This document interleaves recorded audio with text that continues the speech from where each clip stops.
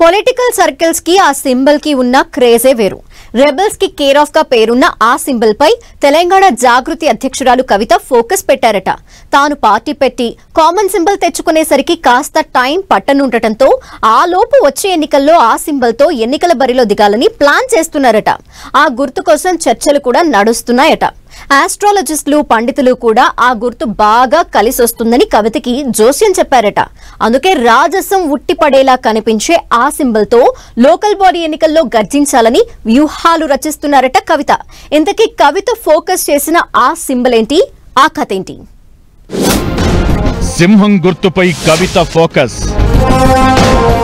Rebels కు care of గా All India forward black party. సింహం గుర్తుతో ఎన్నికలను ఫేస్ చేసే యోచనలో కవిత. జాగృతి జనంబాటతో ప్రజల్లోకి వెళుతున్న ఎమ్మెల్సీ కవిత వ్యూహాత్మకంగా అడుగులు వేస్తున్నారు. రాజకీయాల్లో కీ రోల్ పోషించేలా సరికొత్త ప్లాన్ చేస్తున్నారు. ఇప్పటికే సొంత కుంపటి కోసం గ్రౌండ్ ప్రిపేర్ చేసుకుంటున్న కవిత వచ్చే ఏడాది ఫిబ్రవరి వరకు జిల్లాల పర్యటన పెట్టుకున్నారు. వచ్చే ఏడాది మార్చి లేకపోతే ఏప్రిల్లో కవిత పార్టీ పెడతారని, ఇప్పుడున్న తెలంగాణ జాగృతినే పార్టీగా మారుస్తారని ప్రచారం జరుగుతోంది. అయితే వచ్చే ఏప్రిల్లో తాను పార్టీ రిజిస్టర్ చేసి ఎన్నికల గుర్తు వచ్చేలోపు చాలా ఎన్నికలు వస్తాయని లెక్కలు వేసుకుంటోందట కవిత. ఖైరతాబాద్ బైపోల్ రావచ్చని అంచనా వేస్తున్నారట. అలాగే లోకల్ బాడీ పోల్స్, గ్రేటర్ ఎన్నికలు కూడా జరిగే అవకాశాలున్నాయి. దీంతో ఈ అన్ని ఎన్నికల్లో కూడా పోటీ చేయాలని కవిత భావిస్తున్నారట. అయితే జాగృతి ఇంకా పార్టీగా ఆవిర్భవించకపోవడంతో పాటు పార్టీ గుర్తు కూడా లేకపోవడంతో ఆల్టర్నేట్ ఆప్షన్స్ మీద ఫోకస్ పెట్టారట కవిత.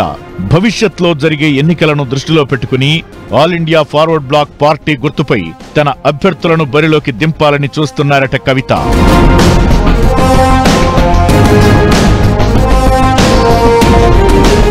All India forward black party రాష్ట్రంలో రెబెల్స్ కు కేర్ ఆఫ్ గా ఉంటుంది.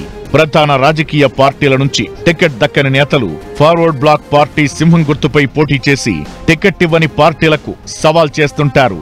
భారీగా ఓట్లు చీల్చి తమ సత్తా చాటే ప్రయత్నం చేస్తుంటారు. గత ఎన్నికల్లో రామగుండం బీఆర్ఎస్ రెబెల్ గా పోటీ చేసిన మాజీ ఎమ్మెల్యే కోరుకంటి చందర్ సింహం గుర్తుపై పోటీ చేసి గెలుపొందారు. లోకల్ బాడీ ఎన్నికల్లోనూ ఫార్వర్డ్ బ్లాక్ అభ్యర్థులు సత్తా చాటారు.